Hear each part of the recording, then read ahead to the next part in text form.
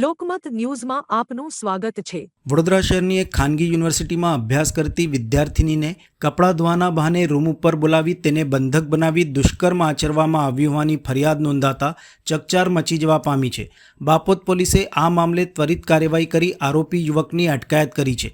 મળતી માહિતી મુજબ આરોપી આકાશસિંહ વડોદરાની એક ખાનગી કંપનીમાં નોકરી કરે છે। તેનો વડોદરાની ખાનગી યુનિવર્સિટીમાં અભ્યાસ કરતી એક વિદ્યાર્થીની સાથે સોશિયલ મીડિયાના માધ્યમથી પરિચય થયો હતો।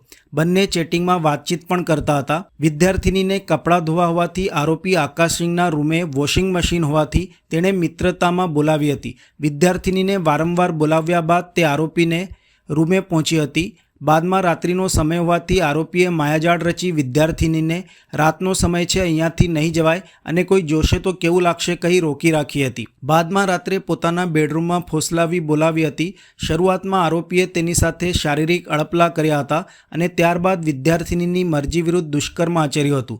પીડિતાએ જવા માટે વારંવાર આજીજી કરતી હોવા છતાં આરોપીએ પોતાના બેડરૂમમાં આખી રાત ગોંધી રાખી મરજી વિરુદ્ધ હવસ સંતોષી હતી। આટલેથી ન ટકતા નરાધમ આકાશસિંહે આ સમગ્ર કૃત્યનો વિડીયો પણ ઉતાર્યો હતો, જેથી તે ભવિષ્યમાં વિદ્યાર્થિનીને બ્લેકમેલ કરી ફરી બોલાવી શકે। આખરે વિદ્યાર્થિનીએ આરોપીના ઘરમાંથી સવારે છૂટી સીધી બાપોદ પોલીસ મથકે પહોંચી હતી અને રાત્રે થયેલા બનાવ અંગે પોલીસને વર્ણન કર્યું હતું। બાપોદ પોલીસે ઘટનાની ગંભીરતા સમજીને આરોપી આકાશસિંહ સામે ગુનો નોંધી તાત્કાલિક અસરથી તેની અટકાયત કરી કાયદેસરની કાર્યવાહી હાથ ધરી હતી।